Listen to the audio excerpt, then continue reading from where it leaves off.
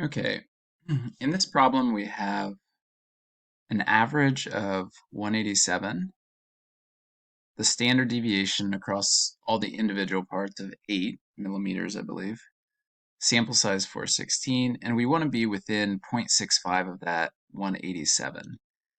So one way we can do this is using the CDF of the normal twice. Basically, if we click in here, the CDF function is going to take any point along the distribution and then the average of the distribution and the standard deviation. We do have to be careful. The standard deviation is for sample means, so that's the original divided by the square root of n. And then cumulative is going to be true. That way we get the CDF.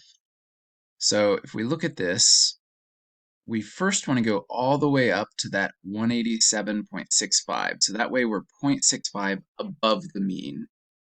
And then we put in our mean, our standard deviation is right here, and then true for CDF. So this first part will give us the entire normal distribution up until the point 187.65. But that's too much. We want to subtract out the left portion of that. We want to subtract anything that's below 186.35 because that's too far below our mean. That's more than 0.65 below our mean. And so we're going to subtract out a CDF. We're basically subtracting out everything up until to the left of 186.35.